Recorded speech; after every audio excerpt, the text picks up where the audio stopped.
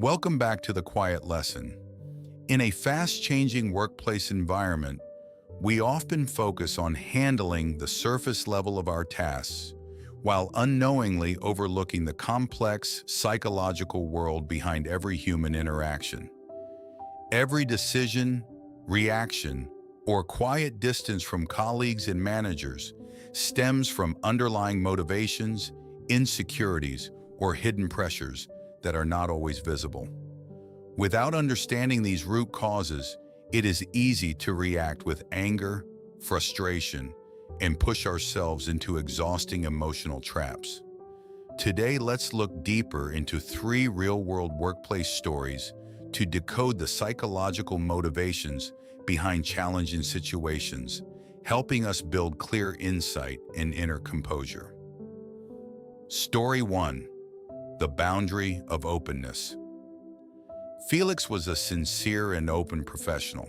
His drive to comfortably share everything, from personal uncertainties and future plans to subtle dissatisfaction with his manager's workflow, came from a genuine desire to build authentic, transparent relationships with his colleagues. Felix believed that total transparency was the ultimate key to trust. However, Felix failed to realize that the workplace always harbors quiet competition. Driven by career advancement pressures and their own status anxiety, some colleagues viewed his openness differently. When a corporate restructuring took place, Felix's openness unexpectedly turned against him. Colleagues reframed his honest conversations into evidence of a lack of long-term commitment and passive dissatisfaction towards senior leadership. As a result, Felix was quietly removed from the promotion shortlist.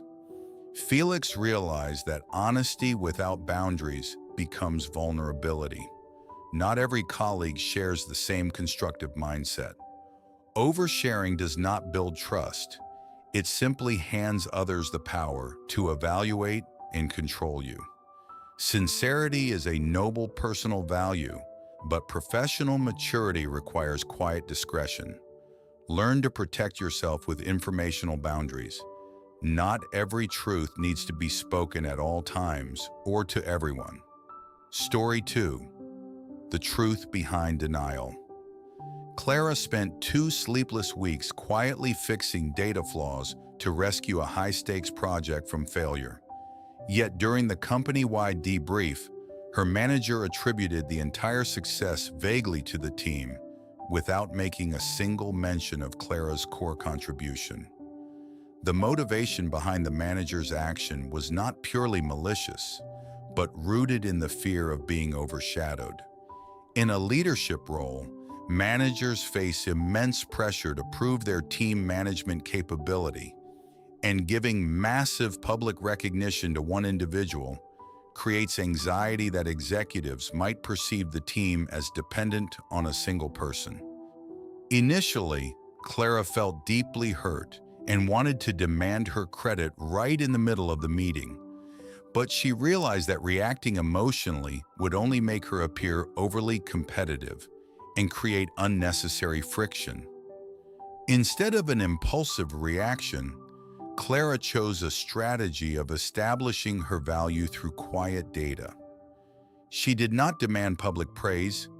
Instead, she prepared a detailed post-project documentation report outlining the technical steps and data systems she managed and sent it to executive leadership as a standard reference manual for future projects. The executive team immediately recognized who was truly behind the success. Never let temporary resentment drive your actions. When your contributions are overlooked, reacting with anger or desperation only diminishes your value. Let data, process, and professional thoroughness speak with quiet authority. Story 3. Reacting to control.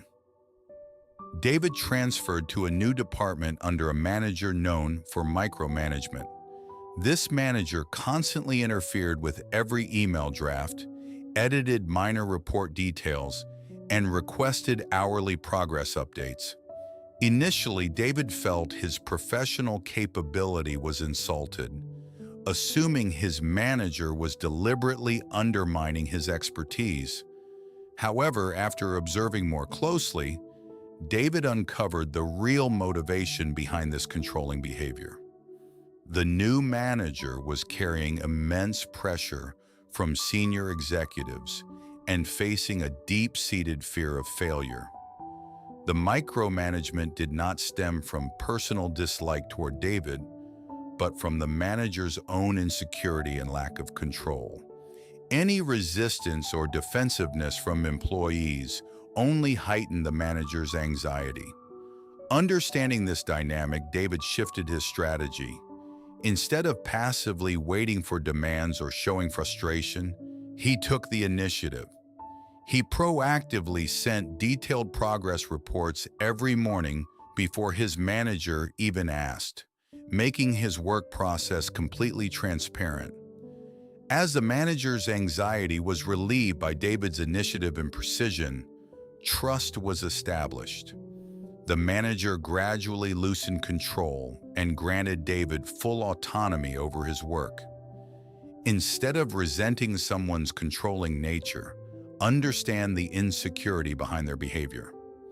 Use quiet initiative and exceptional reliability to fill the trust gap, and you will regain control over your own work. Looking back on our journey, every workplace interaction is a lesson in human psychology. When you look beyond surface behaviors to understand the core motivation within, you will no longer be easily shaken by the disruptions around you.